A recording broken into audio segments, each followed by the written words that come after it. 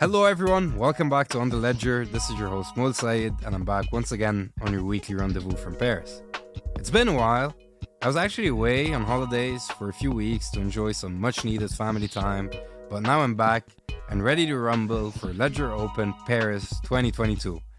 This one's going to be quite a big one for us here at Ledger. I cannot exactly tell you why, but I really hope that you will be able to join us in Paris at La Gaîté Le Hague on the 6th and 7th of December for an eventful couple of days, including major product announcements, panels, networking events, and more.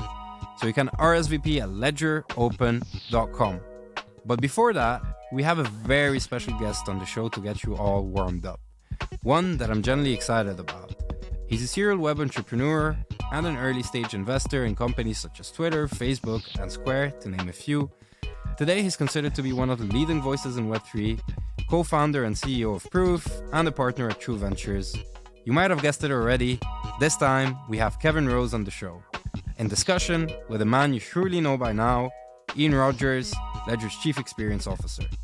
Together, they'll talk about the evolution of Web3 through the lens of Proof and discuss its adoption, innovative business model, venture capital, and of course, generative art. Enjoy.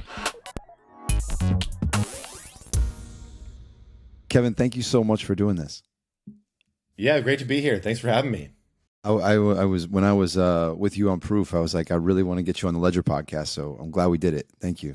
I'm just to break the ice at the beginning. I'm going to ask you a question your answer will probably make me cry, but I really want to know, how was Marfa? Oh man, Marfa was great. It for those that don't know, Marfa, Texas, little tiny town, middle of nowhere. Just really, it's turned into this annual spot where Art Blocks has a gathering, and all the artists come out, everyone hangs out, and it's early South by Southwest vibes. So, 2 years ago, it was, I'd say, a couple hundred people. And the nice thing is they have a bunch of little surrounding bars and little hangout areas and places to eat where you can easily accommodate that many people. And so, everybody gets to bump into everyone. You're walking around and just chatting with Tyler Hobbs or Snowfro, or all of your favorite generative artists are out there, right? And this year, I'd say it doubled in size, but just absolutely fantastic having so many great artists all in one spot. And the town has evolved a bit. Collab Currency, Derek Edwards over there opened up an art gallery called Glitch, which is all about NFT art, and that was fantastic. Tom Sachs was out there. Just a lot of fun. I mean, it's a trek, meaning the closest airport, you fly into El Paso, and then it's a 3-ish hour drive from there. So it kind of weeds out a lot of people that really don't truly believe in generative art or really want to be there. So everyone that's there is just there to really explore art and culture and chat and have a good time. So you got to come next year. I really, really wanted to be there, and it was just one of those things where I needed to be with family and work at that moment. And we were already doing travel for family and travel for press and everything else, because we've got this big announcement coming up for Ledger at the beginning of December. So, but man, I was getting texts from people that were like, "This is the happy place," and I think that you guys were there, it was FTX meltdown weekend, and you guys had a very different experience, no? Yeah, I mean, that came up a bit. I was on a podcast and people were asking me how do you feel about it? And I said, at this point, I don't know what else can fail. I think we're good. I think everything that has failed will fail. Other than Tether or something, and I'm knocking on wood at the same time, I just don't know what else is left, Well, and I guess my point was you guys were out there with, to me, what feels like the good vibes, the good future, the sort of the, just what's real in the space. And then, what's fake in the space, right? The things that look like the traditional banking system were simultaneously failing. So I love the dichotomy of this small group of people in Marfa, while, the cover of The Economist says, crypto's downfall or whatever it is, right? Oh, you missed the bright moments of it in Mexico City, which was right after that. That was fantastic. That was also another one that, I know you would have died to have been there. The food and just the culture, and it was Snowfro's second drop, or it was the generative drop. Just very, very cool. No, I made it to Bright Moments in Berlin, and it was all time. I really wanted to be there, and man, So anyway, well, for those who don't know you, Mo gave a bit of an intro, but I guess like I said in the text, I want to just like dive into some of the stuff that people can't get elsewhere.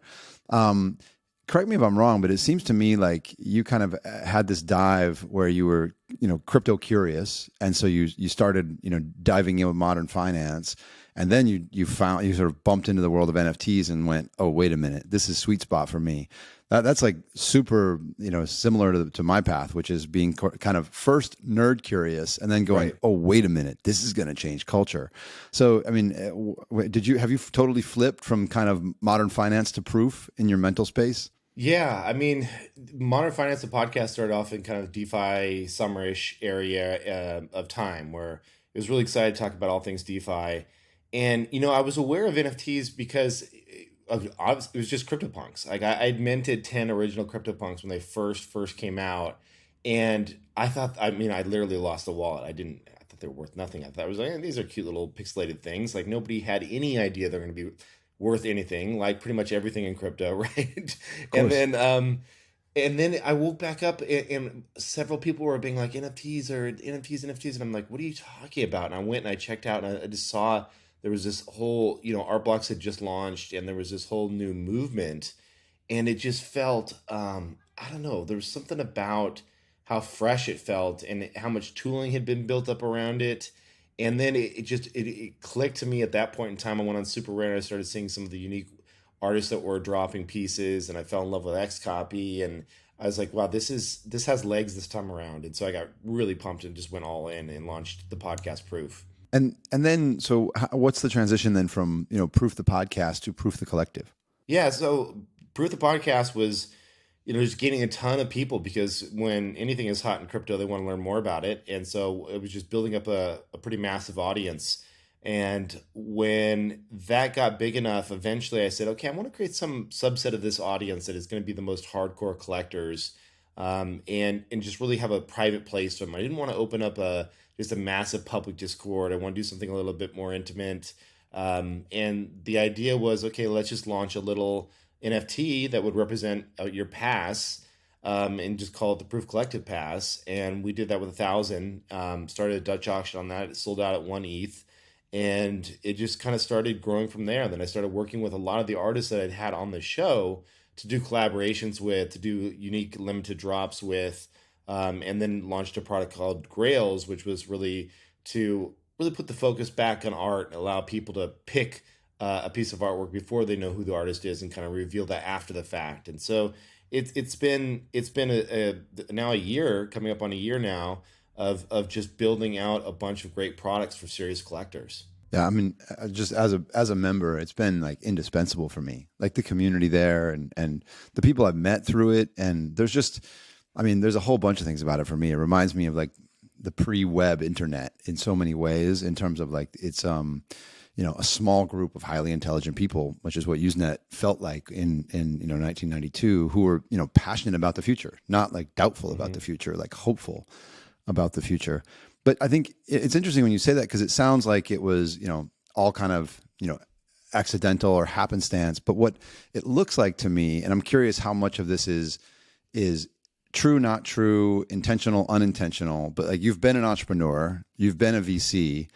It feels to me like you've just capitalized a company with a community instead of a group of investors, right? So, if you and I started a startup and we raised some money, well, now we've got a couple of people, probably a lead investor and a couple of other people, right, who are our constituency that want return.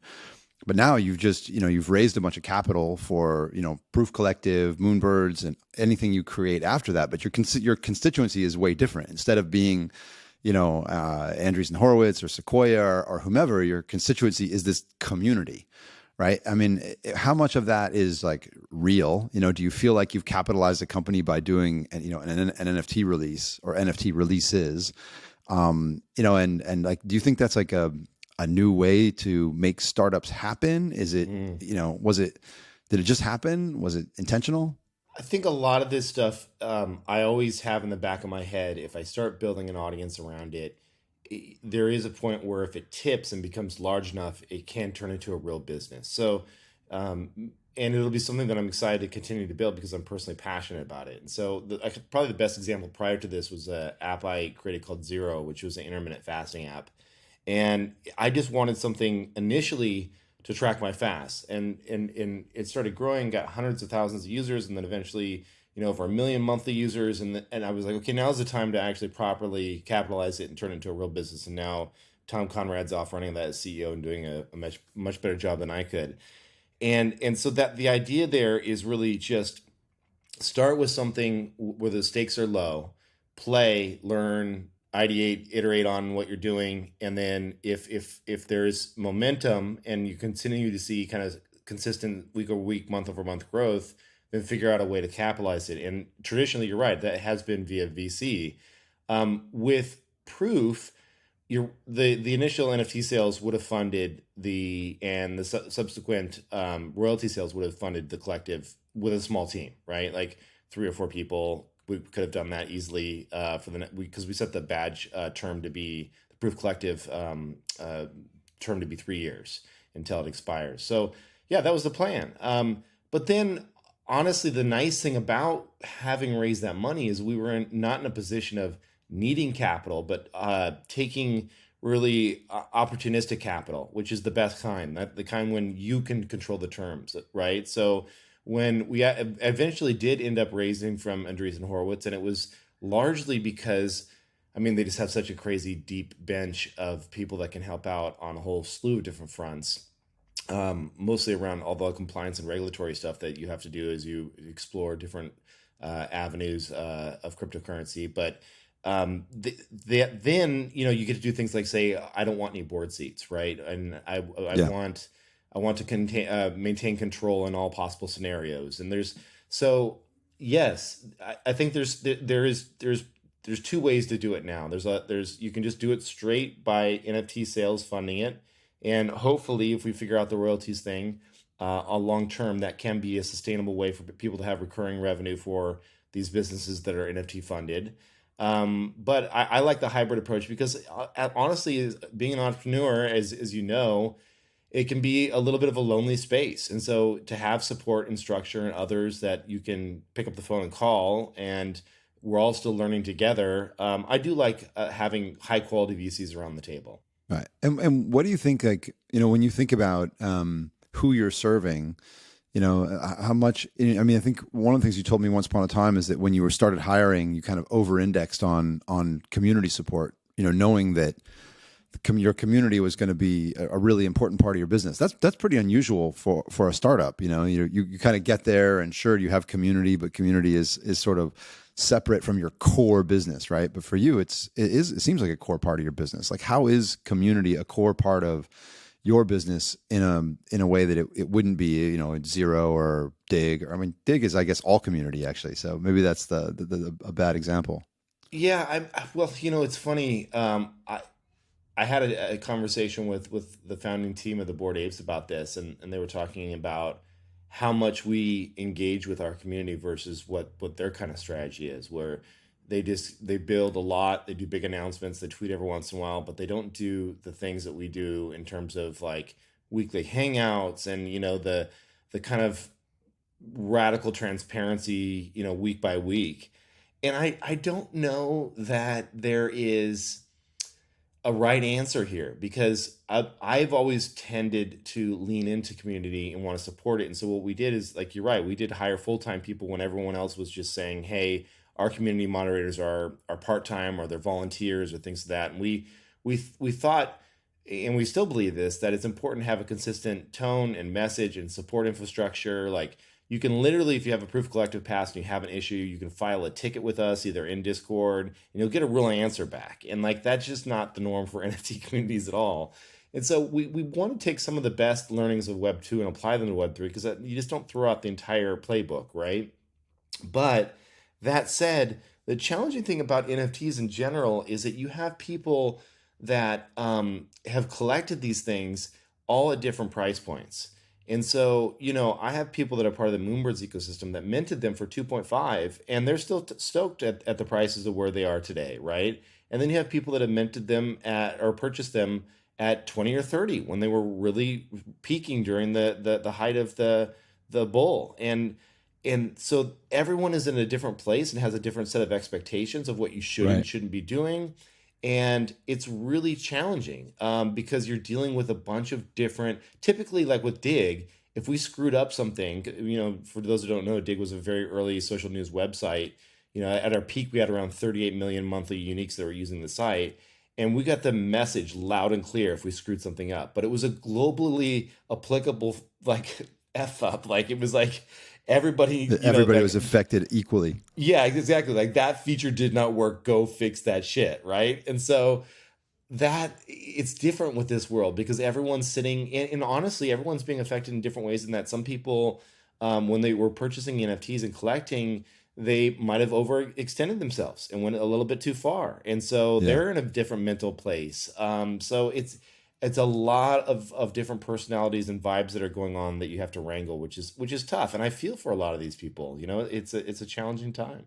Yeah, and it's also it's probably a super unique time, right? Like what we're experiencing now is probably, we're literally, at the frontier. When I was with Gary at VCon last year, we were like standing at the top of the arena, looking out over everything, and I was like, this. I said, this. It feels like you are bringing people to America 300 years ago, right? Like it is literally the land of opportunity. Right. But also a lot of people are going to die, and Right. I don't mean that literally, but you know what I mean? It's like frontiers have this characteristic of being, both full of opportunity and dangerous. Right. And so you are in many ways leading people to the frontier, which, and many of them will find opportunity and many of them will find danger. So it's a pretty unique moment as well. I'm going to steal that analogy and use it going forward. That's a fantastic one. It makes a ton of sense. Let me ask you another thing. So something else I find really interesting about what you did, what I find, and I feel like I'm talking to, to people, especially, brands, and, spoke yesterday with the family of a very famous, very well-known, one of the most well-known deceased artists. And what I find myself talking about is supply and demand.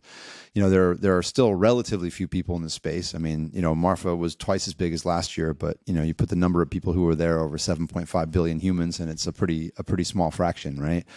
And but you've really played with supply and demand, I think, in a really genius way. 1,000 proof passes, 10,000 Moonbirds, and you kind of go out these concentric circles from there.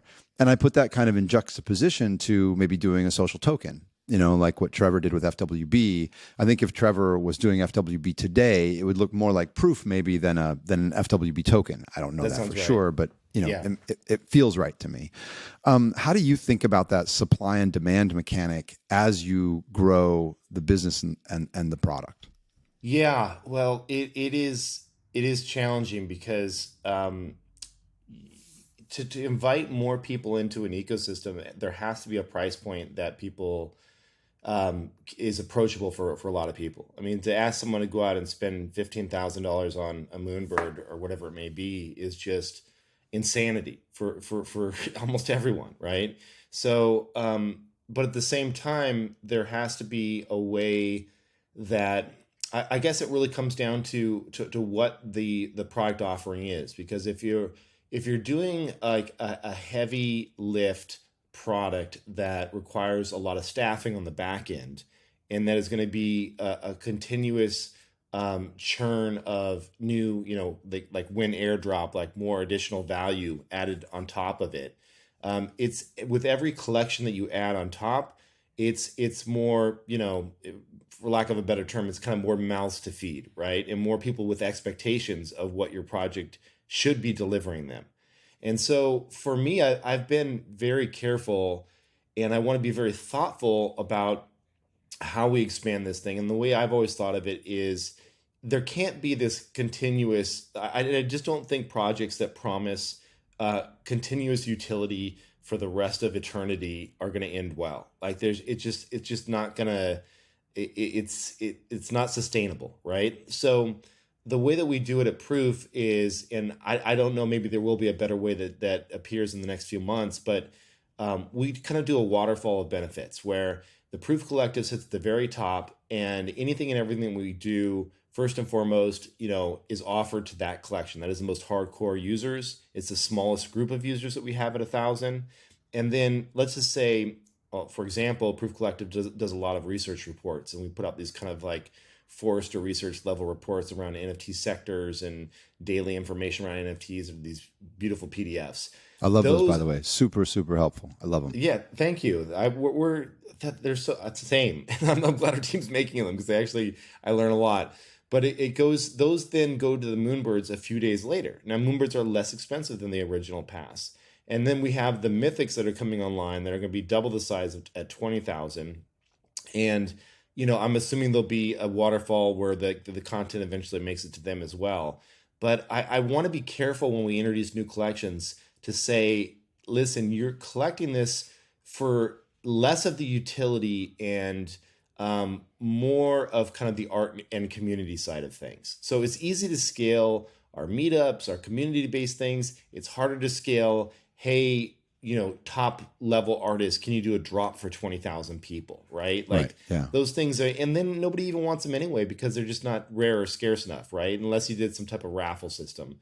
So I think the Moonbirds and the Proof Collective are going to be those initial collections that get more of that utility, and the collections that come after it are going to be more focused on the kind of community, the get-togethers, the in real life stuff, and the things that we can do on that, and the spread of information, stuff that pieces that we can build in the business that are infinitely scalable.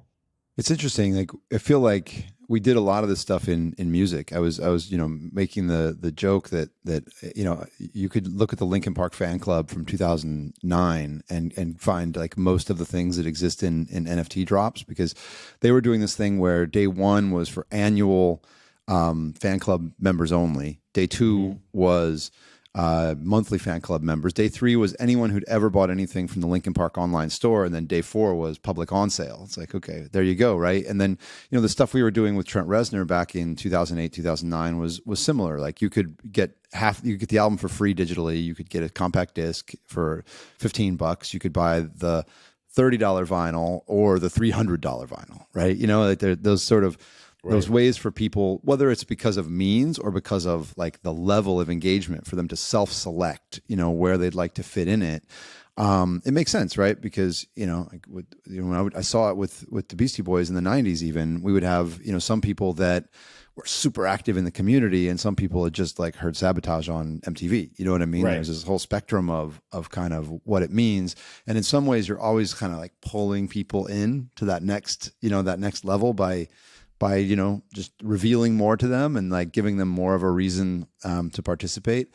I think the thing that's interesting around what you're doing though is, I love, by the way, that you called it proof. I think about that all the time. Proof is the right word. I wish I had proof that I got that Caballero deck when I was 14 years old. I wish that I had proof that I saw AC/DC when I was 13. I think so much of this, ownership is what it is, but proof is kind of what we're going for as humans. It's more of what it is. So I think that you've got this super interesting dynamic that's different from, the difference to me between the kind of Linkin Park and Trent Reznor, Nine Inch Nails example is that as a Moonbirds holder, I do have kind of ownership in what you're doing. Right. And I'm wondering how you think about that. Like, do you think about Proof Collective members, Moonbirds, and eventually Mythics as shareholders in any way, or are they community members? Like, how is it? There's something different here, and I'm not quite sure how to conceive it. Yeah, it is challenging because we do have some people that they really think of themselves as actual kind of shareholders, but we can't legally set up a structure like that. Like at the end of the day, the only way that you can do this stuff, and the way that all NFT collections do this, is when you see their terms of sale, they're like, you're buying a piece of art, right? And then like you'll see what happens in terms of, what you can do after the fact with it, or how you can extend it, or how you can interact with it. It is very much more closer to what you said around the kind of fan club side of things with the bands, then you don't actually own the music that the band is creating. I would say it's challenging because the things that we produce are at times going to be very limited collectible things. So you're just dealing with a different type of like set of potential drops that you give these people than you would say like a band. But I think of them very much as more than just collectors of the art. The best kind of analogy I have internally that I think about is they have a seat at the table. So whereas when you typically, as a company, you just build, design, launch something and say, hey, here it is, like, Apple, here's our new iPhone. There's no input from any community member anywhere about what the next iPhone is going to do or look like, right? Maybe in indirect ways, but this is like a way for them to get exposure to what's being built in real time, to help shape and mold what's being built in real time. So oftentimes we'll talk about features and things before they come out. And so I see it as a more integrated a collection of people into our business, in the sense that they're almost like a special advisors in some sense. So they don't have shares in the company, but if we do our job right, the underlying artwork will appreciate. I mean, it's the same idea with collecting the very first X-Men comic, right? Like, you hold that piece of art, and guess what? If Disney launches some killer X-Men movies and spreads that lore to even more and more future generations, that comic's going to go up in value as that first piece of artwork, right? And so that's kind of the closer analogy here with NFTs. It's like, if we do our job, create these cultural moments around these collections, then that underlying art will appreciate. Okay, so I want to turn to what is the product? Like, when you're thinking about what you're building, what is the product? Yeah, I think there's two camps. There's the Proof Collective is always going to be the hardcore NFT collectors. Like, if you look in their wallets, and we can, because we have all the tools and it's on the blockchain.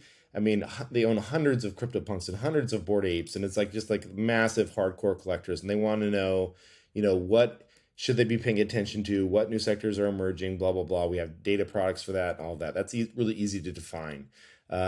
The Moonbirds is a lot more around community, creating these cultural moments for the brand integrations, the ability to do very unique things that no one else can do with their NFT. So we announced something here just a few days ago, where we put the entire Moonbirds rendered directly from contracts on the blockchain. But furthermore, what we did is we allowed the layers of the Moonbirds, meaning like the beak has a layer, the body has a layer, the background has a layer, because they're CC0, they can be dynamically swapped out with other assets and other NFTs. So we can look in your wallet and say, if you own X, do this to the NFT and modify the NFT in some way. So we have some really fun stuff and integrations coming on that front that create what we believe to be a more dynamic NFT that I think the world will move towards. So it's not just about buying one and having it set the way it is forever. But the most important piece there that is where a lot of collections have gotten this wrong in the past, or a few have that have done dynamic NFTs, is that we don't want to screw up the scarcity or rarity of a known NFT. So if you make these modifications, you can only do it while you're nested, which means that you can't have the NFT for sale.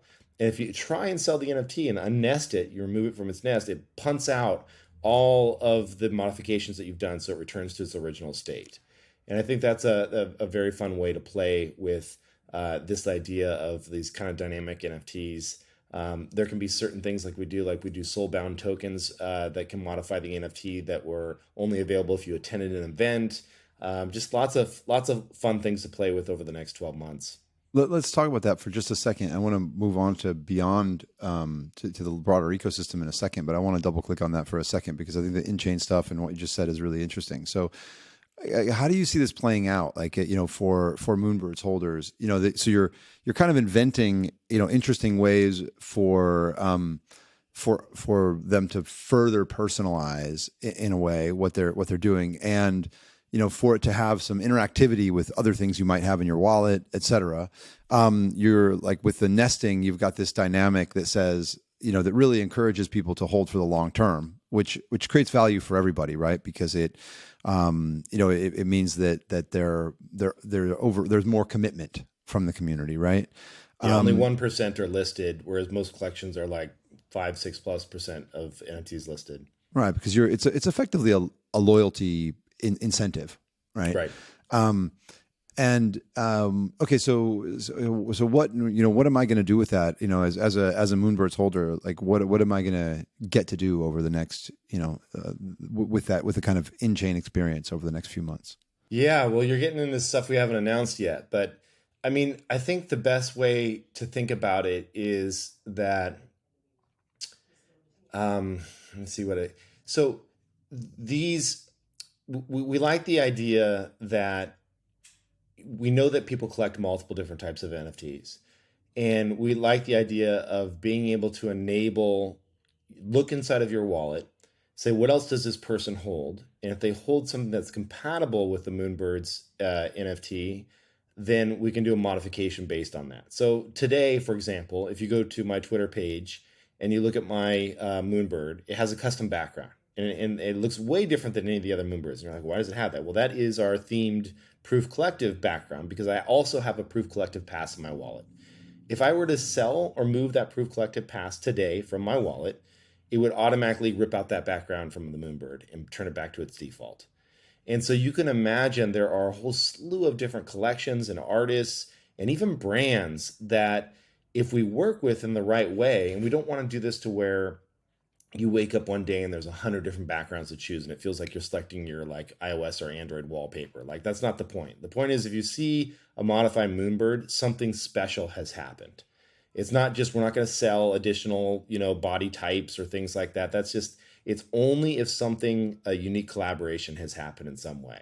Got it. And so you'll start to see emerge over the next few weeks and months these just really fun, interesting collaborations with other really well-known projects and artists that allows your Moonbird to be dynamically updated as an additional little like flex to say, hey, I also own X and you can tell because of this, right? Right.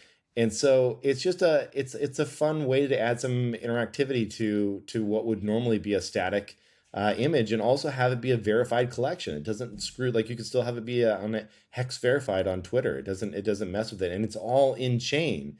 Every bit of it, even the backgrounds, even the modifications. So it's really quite cool. It's Louis Vuitton Supreme. I get it.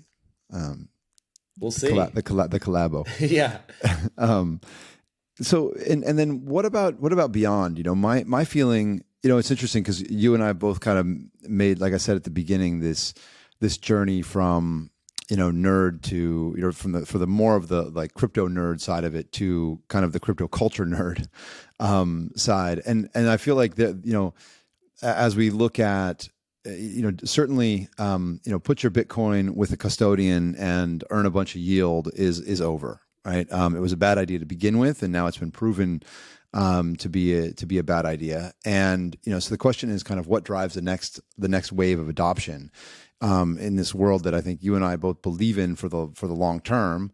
But what happens over the next 12 months, right? 15 years from now, that we don't have doubts, but over the next 12 months, it's harder to see. So I'd like to just kind of like get your opinion on what you see. I feel like culture is one of the things that continue to drive. When I look out, I see Nike, just launching, Starbucks making announcements, Amazon making moves, Instagram doing the drops that they're doing, which I don't know what you think of it, but I think it's, super interesting that they have this very simple buying experience that moves you into simple.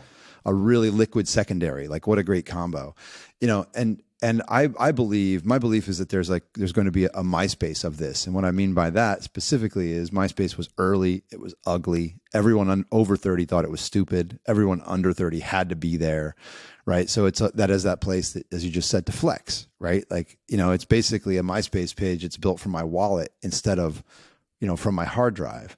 So I'm curious, like, what do you think of that thesis? And then, is it your role to build part of that? Like, do you build these features for Moonbirds and then open them up to other collections? Like, how do you see your roadmap relative to that? Yeah, I mean, there's a couple things. One, anything and everything we build, we try to open source. So even the most latest stuff that we did, we put it out there as open source so that others can build upon it. It's just so important for this ecosystem. That's a huge piece. I think 12 months, looking forward 12 months is insanely difficult. I used to try and plan our product roadmap 6 months out and then down to 3 months and then say, okay, 3 months sounds good, but let's just actually look 30 days out because things are changing just so rapidly. It's pretty insane. So that has all gotten compressed. I would say, in terms of the way, what I think is going to happen is we're seeing the adoption happen on two ends of the spectrum. You have the really easy, Instagram end, which is just it's a beautiful flow. It's simple. You don't even have to. I mean, yes, you can connect your wallet, but you don't really need to know what NFTs are. And I think that when you see celebrities and others dropping photographs, or I think it's gonna be great for photography NFTs, of collections of 1,000 or 5,000 at low price points, it's going to get a lot of people understanding and engaging and interacting and collecting, right? Similar and even bigger, much bigger than what Reddit did, where you didn't even have to know it was an NFT to kind of collect it, right? Yeah. So I think that is going to be a huge win for the space on the kind of like mass consumer end. But also, I think equally as important is just the really high end in this market as well. So, Danvas is the first frame that I've seen. I'm not an investor, I'm not an advisor, but it's the first frame that I've seen where I'm like, damn, that makes the art look way better. Like, it doesn't look like a TV stuck on the wall. Like, it's actually, it looks like a real legitimate, I want this in my house, and it's a flex for the higher end art market. And I know, there's some, I think it's Christie's and others are going to start using them. We're going to see, we've already seen the announcement that the MoMA and others are going to be supporting digital collections and having, big areas of their different various, was the SF MoMA? No, it wasn't SF MoMA. I can't remember which one it was, but they're dedicating like floors to digital collections. So it's starting to tip at the high end, which is also really exciting. I think we're going to need both to win here. So we're working, like what we do here internally at Moonbirds is like, yes, we want to play nicely with the Instagrams and the others. But we're also working with a lot of more traditional houses, so like the Paces of the world or Gagosian or others, and saying, hey, you have artists that have yet to dabble in the NFT world. Oftentimes they can be a little bit scared and say, hey, this sounds scammy, this sounds weird, like I'm not sure if I want to do this. Like, let us be that bridge for you, not in a way that we want to make money off of you, but in a way that we think it's a win for everyone to see these blue chip artists that the traditional world knows come over to this market. Because if that happens and that news gets out, then you unlock the people that are sitting at the traditional Sotheby's and Christie's auctions. And those pocketbooks are deep, right? And so that brings a ton of liquidity and buyers to the NFT stage, which I'm pretty excited about as well. So I think we have to do all the above. You know what's interesting is you're talking, I'm thinking, okay, wait, there's so much unlocked liquidity, opportunity, just I think that, let me give you my thesis here. I'm curious what you think, because if you think about both things you just said, that kind of the Instagram side of things, which I totally agree with, because you think about you've already got a market of basically people who are fans of art and artists, right? And and also many of them are not artists. Many of them are influencers or whatever. To your point about it could be anything, right? You've got an influencer has followers. Those followers might want to collect something from that influencer. Those people might not be NFT collectors. I mean, in a way, it's totally obvious. I'm an NFT collector. I'm a vinyl collector, right? So it's not a big jump, but for the normal person, it might be a $1, a $2, a $5 thing from someone that they follow and love on Instagram, right? Exactly. And you see that marketplace already exists. That person owns nothing digitally at the moment, but you could imagine them like making the flip, really, really quickly. So that's a huge market, right? Yeah, but Ian, this is the comic book market all over again. I mean, as kids, we were going and buying, early copies of Wolverine for $5, and then all of a sudden, a year later, they'd be worth 50, and we'd be pumped, right? Exactly. And so, like, that's going to happen all over again on Instagram, but at a much bigger scale, right? That's the thing that I'm kind of feeling. I remember someone saying once, the printing press didn't just change, the way that we made books; it changed who could read. Right. There were these knock-on effects. Right. And I feel something here, like, because the joke I always make about Instagram is like, I remember when in the 90s, I would take pictures with the Yashica camera and get the, photos beautifully developed so the 5 people who come to my apartment can see them. Right. And then like, but now like kids post on Instagram, and if they don't get 100 likes in an hour, they take it down. Like the scale is just totally different, right? And that's what feels different to me between comic books and this is that, you know, at LVMH, I was always looking at, who are these influencers and who are the people who follow them. And the amazing thing is, you'd look at a brand like an LVMH brand on YouTube and the number of followers it has. And then there's some influencer in the same space that you've never heard of who has an order of magnitude more followers, right? So, you've got the person who talks about Christian Dior lipstick, has an order of magnitude more followers than Christian Dior lipstick. And the kind of one is like, a household name and the other one isn't. Right. So that's 100%. This is like when Jay-Z did the song about Tom Ford, right? Exactly. Everyone was like, who the hell's Tom Ford? And then it was like, all of a sudden you're like seeing Tom Ford underwear and everything everywhere. And you're like, oh shit, he just blew that brand up. Right. Exactly. So you've got this like cultural touch point. And then at the other end, you just got, to me, you just described both ends of where all of this, like this pop could come from. That was really my question is like, where do the next wave of users come from? And I think if you look at just these two things, I agree with you. One is, something like Instagram. And the other is, part of the reason that I'm such a big believer in generative art and the thing that tipped me over was realizing the craft and then talking to, my friends at LVMH and my friends in the art world and realizing they didn't see it yet. Right. And where I was like, oh, well, this is definitely craft and it's underappreciated. So, okay, I know what happens. Like ultimately, humans love stories. Stories get told again and again. Like, awareness grows, value grows. I guess the thing that I'm really curious about is it really Instagram who breaks this open? Or it might be. Is there a MySpace? Right? Is there, does Decca come from behind? Not from behind, come from nowhere is the way to put it. And even you and I are surprised. Or is there something you guys are working on that kind of competes in that space? I just don't think we have the eyeballs, right? Like we have the hardcore collectors. And so yes, if we wanted to go out and create the most beautiful way to display your NFTs, we could absolutely do that. Like that, and there would be a lot of hardcore high-end collectors that would use that. Most likely what I would do, honestly, is just build an Apple TV app and allow people to use their existing hardware to go and display it in beautiful ways. You guys should do that at Ledger, to be honest. That'd be amazing. But I just, how do you compete with the mass market that is Instagram and the millions of users that they have there? Because if they unlock something, if a Kardashian goes out and says, here's 10,000 of this picture of me and it will disappear once it's been sold out, like that is just like, that goes in 10 seconds, right? Yeah, and they could do that all day long for weeks and months. And it would just, what it is that there's going to be, we're already doing this. People are paying for OnlyFans, right? And it's adult content. And it's because it's stuff you can't see anywhere else. And it's stuff from people that you want to see.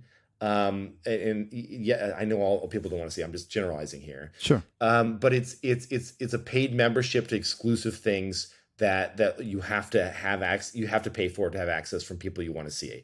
And there's a lot of that stuff that is not adult content that could be captured as NFTs that I just think Instagram's going to crush at. If they decide to truly put their foot on the gas here and push it, right? Is it going to be a feature that just sits on the sidelines and they test out? Or is it something where they're really going to work with some celebrities to really push this stuff mainstream? No, I agree. And it seems like there's definitely a cohort at Instagram which really gets it. I mean, they seem to kind of have the supply and demand mechanic right. I think you're right. It's tough at Facebook overall. So I hope that the teams can keep their foot on the gas. But how amazing would it be? I was joking with a friend at Instagram. I was like, man, I hope that you guys make a lot of money here. I wish you were taking a rev share and getting the attention of the senior execs. Right. Because your existing business model is a crime against humanity. You steal people's attention and sell it to someone else. Now, the reason I loved working at LVMH was the entire investment thesis is we back creativity with operational efficiency, right? So imagine if Instagram became a platform instead where it was about a value exchange between artists and patrons of the arts, right? Like that's actually, I mean, I would be happy to get out of bed every morning and work at that, just like I was at LVMH. So I think there's a huge opportunity, and I guess that's also why it's my question, because they have a legit innovator's dilemma. They can definitely do what we described, because they have already got all of these people connected to creators, right? So when they turn on, like you described the Kardashian thing, it just works. And I think what's amazing is it seems like the team that's working on it, they're experienced. Like, these are people who lived through Libra, right? Yeah. So, and they've made really smart design choices, in terms of easy primary and liquid secondary, super smart, right? But I also know how this works. It's rare that, the leader continues to be the leader. Like, in my career, I watched Microsoft try to be AOL. I watched AOL try to be Yahoo. I watched Yahoo try to be Google. I watched Google try to be Facebook. And you know what I mean? Right. And this is going to happen again. I heard the other day a rumor that Amazon's going to be launching an NFT marketplace soon. Like, legitimately, they're working on that now, which is like, came from a pretty valid source. And I was like, same. I heard the the same rumor. Exactly. Now, there is something interesting there, which is that think about like what Starbucks is doing relative to Amazon, right? So Starbucks, has just taken kind of and this actually is a question I wanted to ask you. The wallet, my belief is the wallet is going to play a pretty important role in the future of humanity. Right. And that ultimately your passport will be a digital document. And the way that you move borders is you prove that you are the owner of the wallet that contains that document. Right. Okay. So how do we get wallets into the hands of people? If you look at what Starbucks doing, they're just going, oh, you've got a Starbucks account. Guess what? It's a wallet. Right. Right. And that's what Instagram's doing too, right? Yeah, well, kind of. Instagram is actually having you connecting your wallet, which is super interesting, which is kind of the wrong way around in a way. It's a great on-ramp, but the right way is I connect my wallet and that is actually my login, but we're not there. We're not going to be there for a number of years. But we all have an Amazon account, right? And so if the Amazon account is just a wallet and that's a Trojan horse, there's actually a company here in Paris which is doing this white label. They're kind of doing the Starbucks thing, white label. So they turn your whatever, this isn't someone they work with, but the idea is you've got a Best Buy account, and your Best Buy account becomes your wallet, right? And that's just, they power that in a white label way. So I guess, you can, to me, I'm starting to see how it happens. You know what I mean? Because what I remember in 2001, there were tons of people who thought, yeah, the internet was a fad and I'm not going to need it. It's for nerds. I'm not going to need an email address. Right. And those people like basically couldn't file their taxes without an email address, in 2022. Right. I feel the same way right now. There's a whole bunch of people that are like, crypto's a fad, or worse, it was a scam. It's never going to be a part of my life, and those people aren't going to be able to move borders without a wallet in the near term. Right. And people like Starbucks and Instagram and Amazon are probably going to be the ones that onboard many of them. Right. Right. Well, yes, and I think that's exactly right. And there's going to be a two-tiered system. There's going to be an Amazon account, an Instagram account, a Twitter account, whatever has your low-value NFTs associated with them. The same way you carry around a physical wallet. You're not going to carry your life savings in your physical wallet on your person. Correct. Like, that would just be ridiculous, right? But so that will be your basic authentication. Hopefully you have two-factor enabled, all that stuff. It's centralized. Who cares? There's a few $100s worth of NFTs. It's a few comic books, whatever it may be, worth of value, right? Sure. And then at some point you sit there and say, damn, there's too much in my wallet. How do I move this to something that's safer, that's more secure? And that traditionally that would be banks, right? And in your case, for us, like, it's our ledgers, right? So I have a feeling there's going to be, it's the idea of a hot wallet and more colder storage, right? But it seems to me that's the way we're going with, like, centralized places like the Amazon and Instagram will allow us to collect in a centralized way. But thankfully, because they are built on Polygon and other technologies that we all embrace, and it's not a centralized tech, we can just move them away when they become high value assets that we want to further protect. And that to me is the amazing thing, is that layer of abstraction. Right. And that's what I think is so interesting about the Instagram solution. And when I saw it, I went, oh, wow. Because what happened, somebody bought me a friend, because I'm in France. So it's actually, the Instagram feature is actually not available to me yet. So a friend, bought me one of the drops and then was able to instantly send it to me.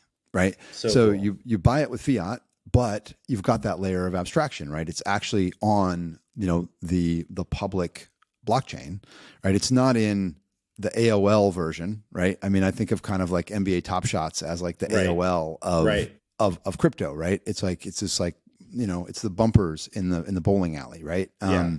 But there's, the level of value you get when you're really on the public blockchain is so much greater that I think that also provides an incentive for people to be there. And then, now you're really into self-custody. It's funny because when the FTX like custodied NFT product launched last year, I was like, oh man, maybe there will be kind of, more of a custodian way of doing it. But I think now we know, it's kind of like been fully exposed. You're like, no, if not self-custody, why crypto, right? Why have this? We do have this layer of abstraction now that we didn't have in the past. We have these magic safes. We didn't have that. We've never had a magic safe before. So it does actually change the way you want to store and own.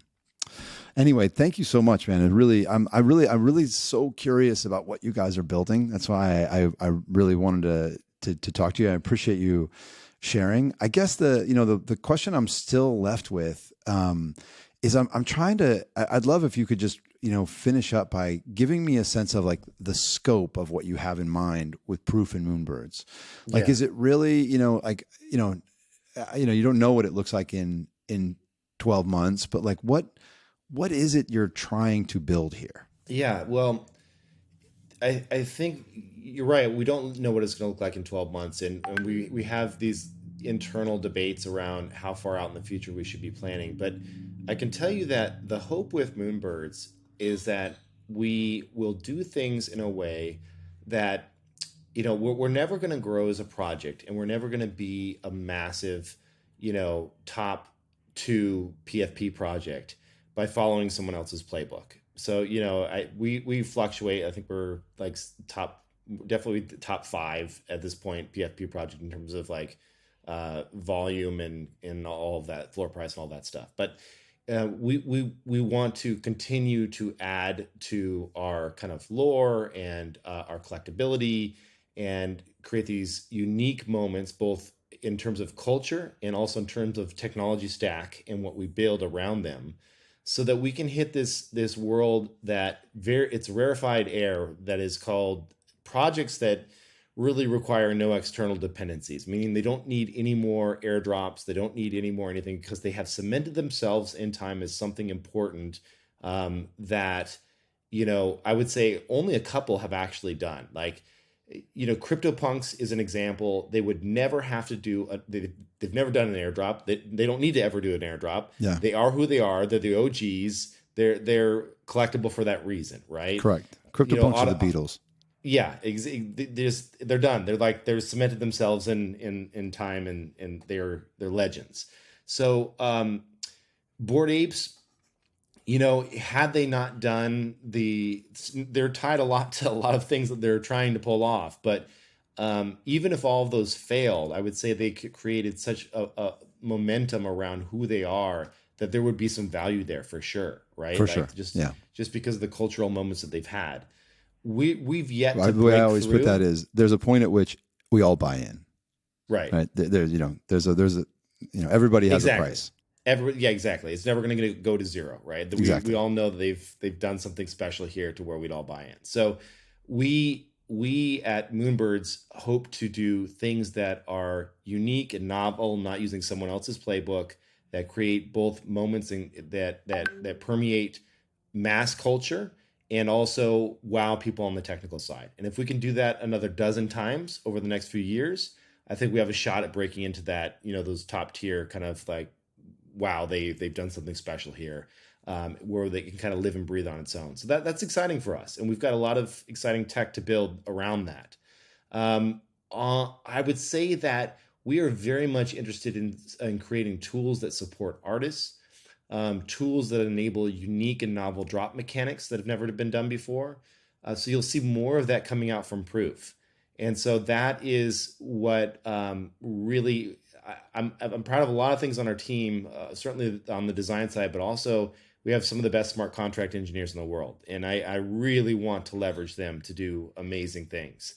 We put the entire Moonbirds collection on chain for less than 1 ETH. And traditionally that's a 40 or 50 or plus or even greater ETH spend to put a 10,000 collection on chain. And we open source that entire compression engine. And so it's like there's a lot of stuff that I know that we can build that will hopefully help shape the industry. And that's the fun stuff that we're working on. And I think that's going to benefit artists and collectors at the same time. And that's the flywheel, because you've got Proof, which is a place for collectors. You have Moonbirds, which is a leading PFP project. You build tools for artists that propel the space forward, builds the value of the space, builds the value for your collectors, builds the value, both for the collectors in the Proof community and for the collectors of Moonbirds. Amazing. How do you? Okay, one final, almost trick question, a little cheeky. How do you return value to A16Z? Yeah, I mean, well, it's they're our largest investor in terms of capital in. I think there's a number of ways. I mean, they've purchased equity, right? And they purchased two things. They purchased equity, and they also have, like all investors these days, they have a right to any type of future token offering that we would put out there. Hopefully everything that what we get to eventually is a business model that is durable, that creates a real business here, that actually has real revenues, and we're profitable, and we can grow to a size where there is some type of liquidity and exit for them as investors. And so it's more of a traditional model in that sense. But the nice thing about A16Z is, I mentioned the no board seat before. They're insanely patient capital. They know that, like this, they know exactly what you said at the beginning, where this is a new frontier and it's going to take time to figure this stuff out. And they want to back, great founding teams and people that are willing to take on a lot of risk. And so the ask from them is go play, experiment, take on risk, and you'll figure it out. And I love that, and so that's kind of our mandate for the next few years. But, great businesses, it turns out, even in Web3, aren't built in 6 months. So, totally. This is a 5+ year, 10+ year kind of venture for me. And I'm super excited, because I don't know how you feel about this, Ian, but this is finally, I feel like I'm in a space where I just love it so much. And it's probably because I love the art and culture piece of it. And I'm going to Basel next week and super pumped for that. But it's just like, it's such a fun space to build in. It doesn't feel like work. So when I joke, it's not joking. When I say on podcasts and things that I'm here for the next 5+ years, going to continue building, I mean it, because it's too damn fun to walk away. I just want to keep building this space, and that's what I'm pumped for.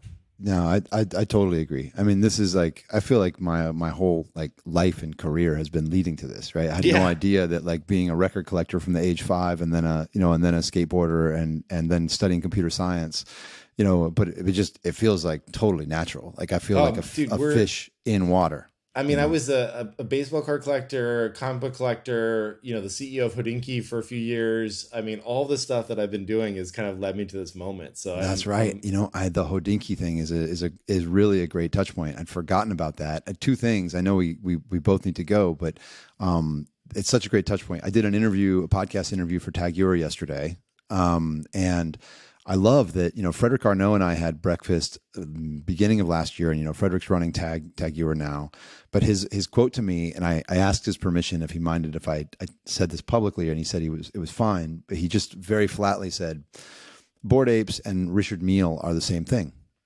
And I said, oh, okay, say more. He's like, well, they have about the same number of holders, kind of 7,000-ish holders. Mm-hmm. You buy for 125, you flip for 250, right? Remember, this is like beginning of last year that he was telling me this. If I see you with the Bored Ape as your PFP, I know you're part of the tribe. And mm-hmm. If I see you in a restaurant and you're wearing a Richard Mille, I know you're part of the tribe. And I said, okay, so now the magic question, like if LVMH was going to buy Richard Mille, what's the price?